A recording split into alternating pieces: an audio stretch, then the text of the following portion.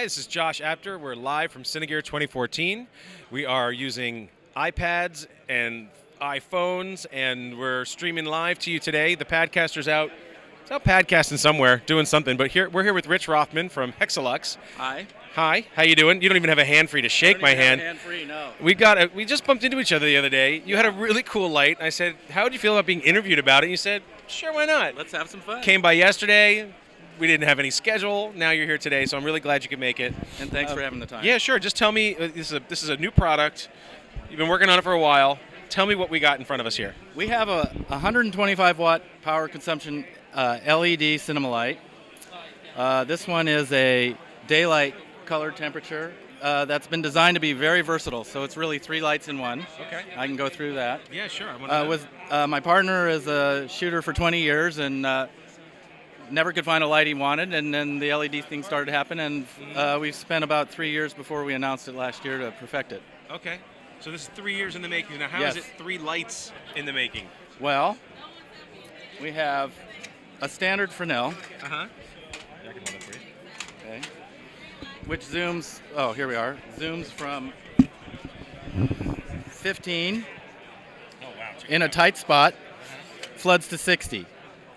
It's using a diffractive optical element, which is the only one that I know of in the industry, which allows us to have really nice throw and collimation. Now, diffractive optical element. You're going to have to, Well, for the folks at home, what is that? those lines aren't just all in the same circle. They're spaced in a way that actually reproduces the optics of a precision glass lens. Uh-huh.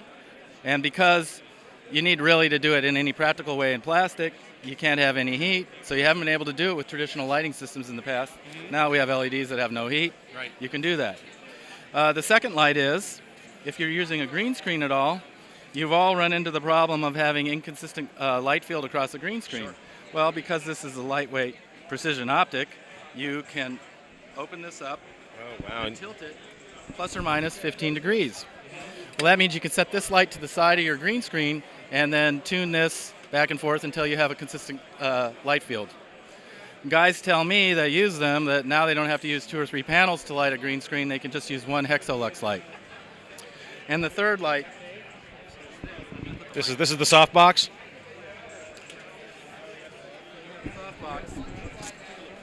That takes about 10 seconds to put together. 8. That's okay. Everything's made of metal. So that's the softbox. Oh, wow. That's just like collapsed like nothing. This is how you undo it. So that's the softbox. We're pretty proud of that. We're pretty proud of everything in this. It's like the Swiss Army knife.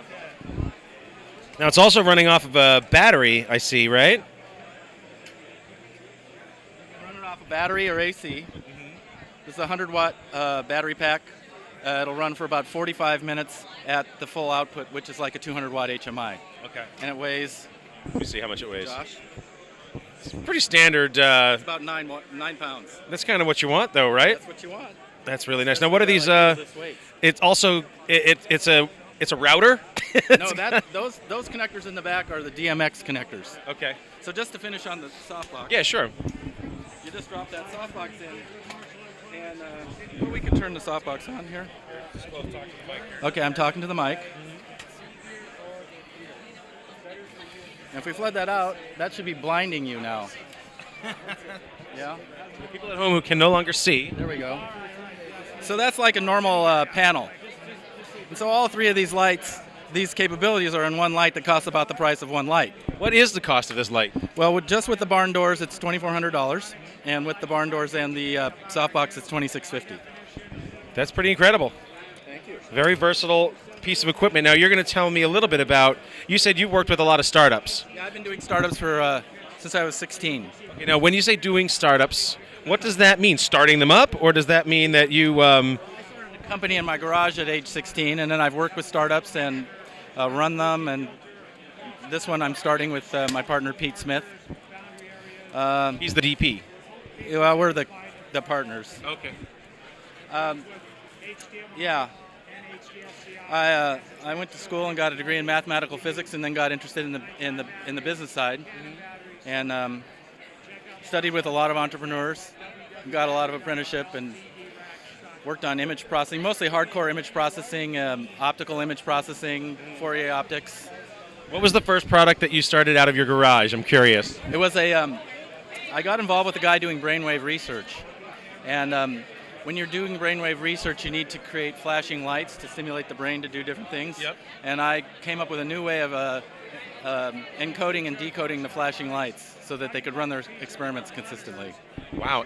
And you were 16 years old? Yeah. So how? What light bulb was that when you're 16? You're, what, a sophomore in high school? Yeah. At about age 14, I got all interested in electronics. Okay. And so I started to become a whiz kid, and then I hooked up with this. My mom actually knew this brainwave researcher, and he took me under his wing, helped me. We did some research on interhemispheric brain communication, mostly at his behest, but I helped a little, and then I made the stimulator so that we could do the experiments. So where do these things, where are we finding these sort of, these tools now? Is it all neurologists? Like, who's using it? It's pretty much biofeedback neurologists, helping people whose brains get scrambled for PTSD or mostly PTSD, unscramble them, or some schizophrenics, they can undo them. Really? Yeah.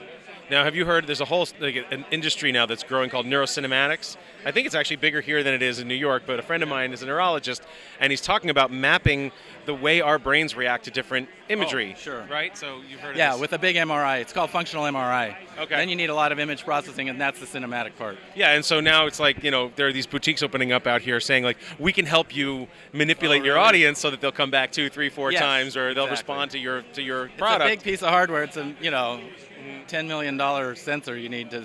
It's an MRI scanner. But when your budget's $100 million. Oh, and now there's a new thing. You can put bonnets on, and then they're doing a little bit of crude mapping. I would call that crude compared to the MRI. Yeah. Yeah. And then you put your audiences in front and watch how their brainwaves dance across their hemispheres and figure out if that. A little scary to me. It is a little scary, totally. So okay, this is where you started, and then the crossover from that sort of technology into film came how? Oh, I'm really not a film guy.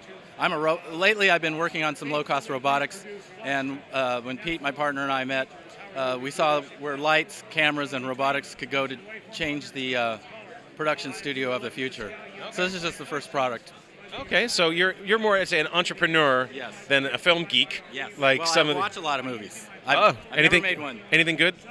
A lot of good ones. God, nothing comes to mind right now. What's my favorite? Well, I like Donnie Darko, the classics. Oh yeah, sure. I really like the mermaid scene in the Rum Diaries with Amber Heard and Johnny Depp. I thought that was great. I just saw the Great Beauty Italian movie, kind of sort of like a Federico Fellini movie from a modern director. Okay. Those were fun. That's good. I just watched almost all of her on the airplane here. Oh, right. The DVD started to go, and so I bought the plane's Wi-Fi, went to iTunes to buy it to see if I could download it before. It was a 6-hour flight. Right. Not a chance. So I still haven't seen the last 20 minutes of the movie, but I really enjoyed what I saw. It's actually that's another scary movie. You got the neuro cinematography, and now you've got falling in love with your iPhone. Yeah, well, and the funny thing is when he's saying he's dating his OS, people aren't that. They're not laughing. They're not freaking out. It's sort of like, okay, you like her? And it's very strange. Yeah, totally. Well, it seems we've meandered from all kinds of different things. Yes, sure. But I guess we can draw the connection between cinema and technology and how we... robotics is very exciting. I think cinema, well, all the hardcore graphic stuff that I worked on in the 80s and 90s is now like $1,000. I remember using $1 million computer to do that. It's free. And it's very powerful. So all the post-production stuff has become incredible to me. Where we haven't really evolved is in capture. Yeah. And how you actually take human actors and interact with them in more efficient ways. And that's where we're going to focus in the future. Oh, that's great. It's exciting stuff. Yeah. No, I had this idea that in the future, you'll put your actors on a stage. The camera it'll capture everything from all angles simultaneously, and it'll allow you to go into the edit room and just select your masters, your close-ups. You can move in and out at any speed that you want because everything's being captured in real time at an unlimited resolution. Yes. And I think go that's into a the step dome. after our step. That's 2 steps away. Okay. So we're gonna make the studio dome together. Yes. And it's a green dome. Yeah, you can put in nice. any background. You don't need to worry about f-stops or angle. You can all do it in post. You can focus in post. You could zoom in post. That'll happen. Well, we should also, if we can create the actors in post. Yeah, the problem is, that's the interesting thing, animation versus human talent. Mm-hmm. Animation, you can keep going back, and Sure. you spend years, just like Pixar does their movies twice, essentially. Oh, yeah, it's like 4 years to, I have an editor friend who, he says, my resume doesn't have a lot on it, but I've worked on Finding Nemo for 4 years. Like, it's a big deal. Yeah. So working with, human talent, where you probably got them for 30 days, Mm-hmm. it's going to take some cleverness, which we think we've got a line on. All right, well, you'll have to come back and tell us when you figure that one out, all right? Yes. Thank you so much for talking thanks to for us. the time. Yeah, sure, and thanks for coming back. Sure. So we are going to go, I believe, to an exciting commercial break. We'll be back live from Cine 2014 right after these messages. Stay tuned.